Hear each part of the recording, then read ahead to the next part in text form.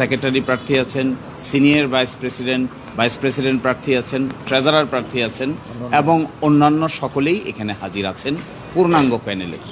এখানে মূল বিষয় হলো নির্বাচনটি যে আয়োজন করা হচ্ছে এটি সুষ্ঠু হবে কিনা এই আশঙ্কা দেখা দিয়েছে।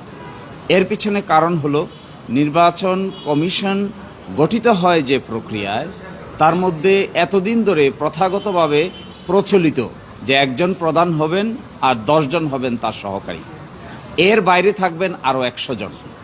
এই একজন যিনি প্রধান হবেন এটা সর্বসম্মতিক্রমে সকলেই মেনে নিয়েছে।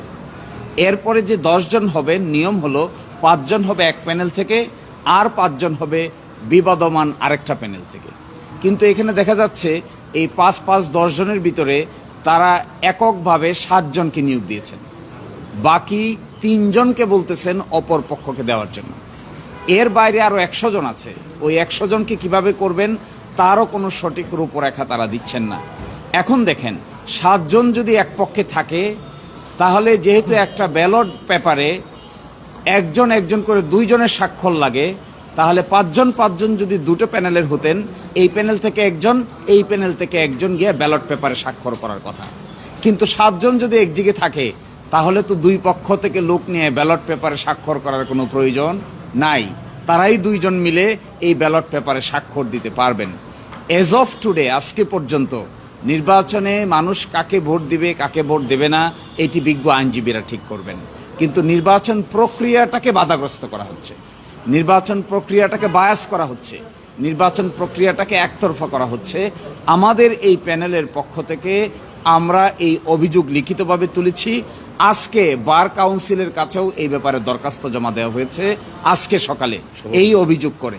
আমরা এক্সপেক্ট করব যারা এখানকার নেতৃবৃন্দ আছেন, প্রধান নির্বাচন কমিশনার আছেন, ওনাকে আমরা আহ্বান জানাবো, আপনি অ্যাক্টিভ হন, আপনি প্যাসিভ হবেন না, আপনি কারো উপর ছেড়ে দিবেন না। নির্বাচন পরিচালনা করার দায়িত্ব আপনার, কিন্তু আপনি অন্যের উপর দোষ চাপালে তো কাজ হবে না।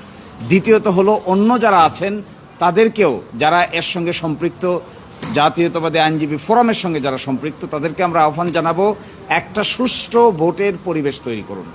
আপনারাও সহযোগিতা করুন, আইনজীবীদের আস্থা অর্জন করে সকলেই ভোটে অংশগ্রহণ করুক, যে যাকে মনে চায় ভোট দেখ, তাতে আমাদের কোনো আপত্তি নেই। একই সাথে আমরা ওই দিনও বলেছিলাম যে গঠনতন্ত্রে আছে যে ভোট গণনার সময় ইলেকট্রনিক পদ্ধতি ব্যবহার করা যাবে। আমরা সেটাও বলেছিলাম ওই দিন যে ইলেকট্রনিক পদ্ধতিতে ভোট গণনার সিস্টেমটা চালু করা দরকার। কারণ কি, অতীতে আপনারা দেখেছেন ঢাকা বারের নির্বাচনে ব্যালট বাক্স পর্যন্ত নিয়ে চলে যাওয়া হয়েছে। তো এগুলো আমরা একদম এর পক্ষে নই। আমরা চাই স্বচ্ছ জবাবদিহিতামূলক নির্বাচন হোক। কে হারলো কে জিতলো এটা আমাদের কাছে মূল বিষয় নয়, আমাদের কাছে মূল বিষয় হলো সুষ্ঠু নির্বাচন অনুষ্ঠিত হোক। এর পক্ষেই আজকে সবুজ প্যানেলের সকল নারী পুরুষ মিলে যারা প্যানেলে আছেন সকলে এখানে হাজির হয়েছেন। আমি এইবার সংক্ষিপ্ত আকারে